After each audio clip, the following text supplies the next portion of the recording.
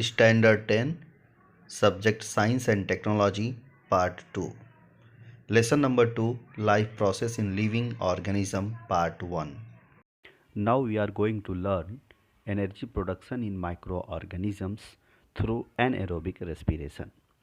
Some organisms cannot live in the presence of oxygen, for example, many bacteria.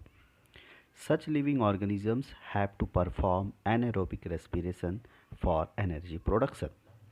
Glycolysis and fermentation are two steps of anaerobic respiration. Glucose is incompletely oxidized and less amount of energy is obtained in this type of respiration.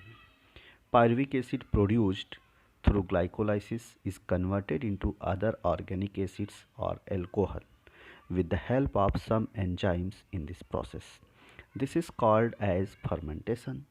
Some higher plants, animals, and aerobic microorganisms also perform anaerobic respiration instead of aerobic respiration if there is depletion in oxygen level in the surrounding.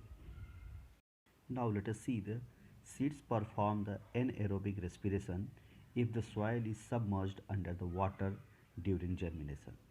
Similarly, our muscle cells also perform anaerobic respiration while performing the exercise.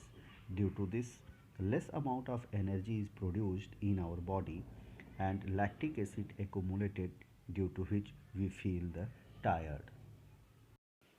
Now let us see the energy from different food components. Protein are the macromolecules formed by bonding together many amino acids.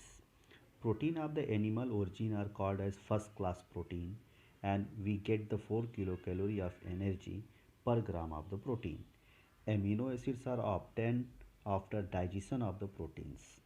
Those amino acids are absorbed in the body and transported up to each organ and cell through the blood. From these amino acids, organs and cells produce the various protein necessary for themselves and the whole body.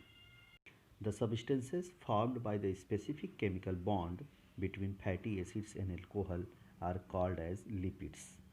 Digestion of lipids consumed by us in nothing but their conversion into the fatty acids and alcohols.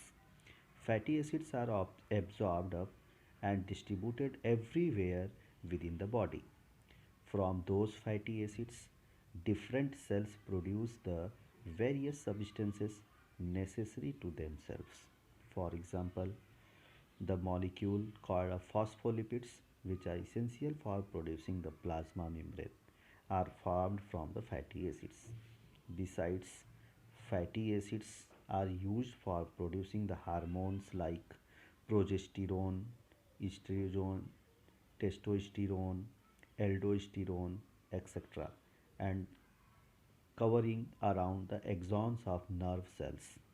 We get 9 kilocalorie of energy per gram of lipids, and excess of the lipids are stored in adipose connective tissue in our body. Excess of amino acids obtained from the protein are not stored in the body. They are broken down and ammonia is formed, and which are eliminated out of the body. If necessary, excess of the protein are converted into the other useful substances like glucose through the process of gluconeogenesis.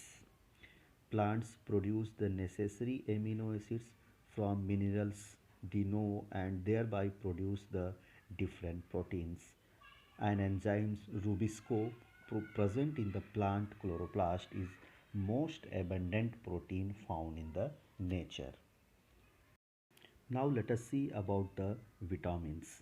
Vitamins are a group of the heterogeneous compounds of which e- each is essential for proper operation of the various processes in the body. There are main six types of the vitamins. Example: vitamin A, vitamin B, vitamin C, vitamin D, vitamin E, and K.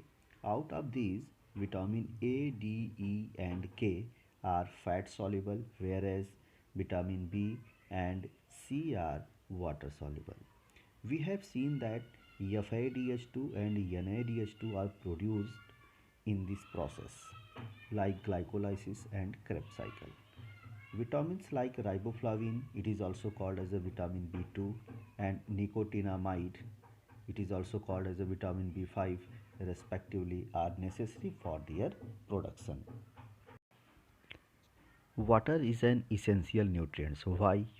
See, there is about 65 to 70% water in our body. Each cell contains 70% water weight by weight.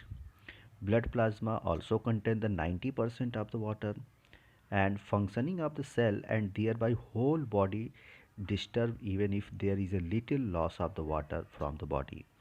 Therefore, water is an essential nutrient. Along with all above mentioned nutrients, fiber are also essential nutrients. In fact, we cannot digest the fibers. However, they help in the digestion of other substances and digestion of undigested substances. We obtain the fibers from leafy vegetables, fruits, and cereals, etc. Thank you.